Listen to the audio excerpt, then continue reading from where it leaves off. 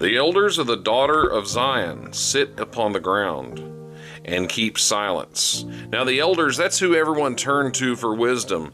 And here in the destruction of Jerusalem, which Jeremiah is recording for us in a lamentation type poem, he's describing the former well-respected men of society.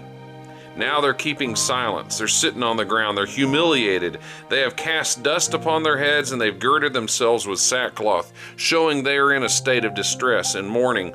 And you know, this isn't really what the passage is talking about, but I just want to make this application that one day the people you trust in will be no more.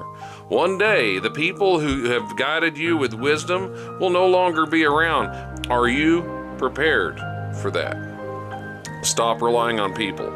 It says, the virgins of Jerusalem hang down their heads to the ground.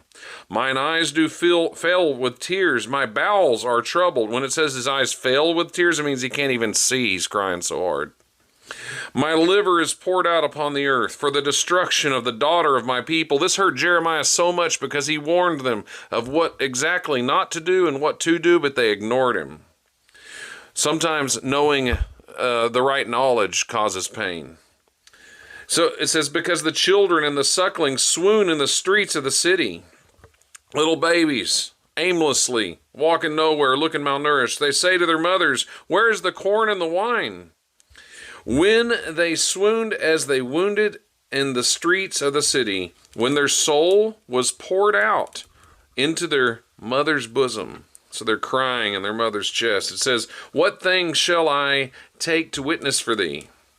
What things shall I liken to thee, O daughter of Jerusalem? Jeremiah's like, what can I even compare Jerusalem to these days? What shall I equal to thee that I may comfort thee, O virgin daughter of Zion? For thy breach is great like the sea. Who can heal thee?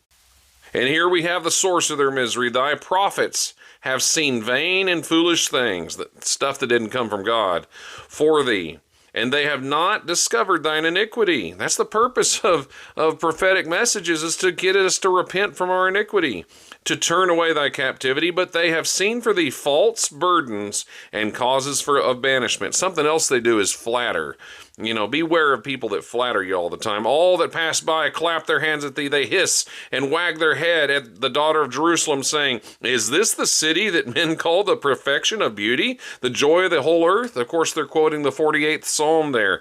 Jerusalem was to be the joy of the whole earth, and I'm going to tell you that will be the truth one day. In the new Jerusalem, read Revelation 21 and 22. God's going to recreate it.